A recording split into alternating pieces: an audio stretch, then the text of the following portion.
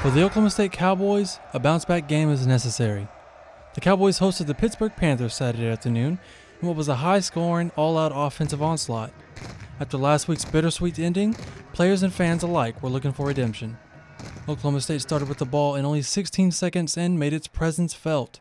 Mason Rudolph linked up with James Washington for a 91-yard touchdown and gave a preview of what was a historic night.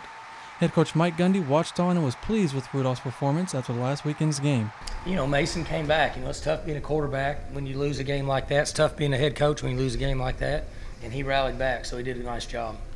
However, Pitt responded with a successful drive of its own when Quadri Henderson got in the end zone with a 10-yard score. After field goals from each team, the touchdown action came back in the second quarter when Washington was able to get past his defender and snag the ball at its highest point for a 17-10 lead. Washington ended the game with 296 yards and 2 touchdowns. His receiving yards are the most in a single game this season, and he's also averaging 32.9 yards per reception, which is a single-game school record. With 5 minutes left in the second quarter, the momentum favored OSU when Childs misplaced the ankles of a Panther defender to take it all the way home for a 67-yard touchdown to put them up 31-17. Throughout the game, the teams would continue its back-and-forth action, but in the fourth quarter, an almost 2-hour rain delay put a halt to the shootout. For fans, it wasn't ideal, but for Gundy, it was just what the team needed. The delay saved us. We got a lot of coaching done.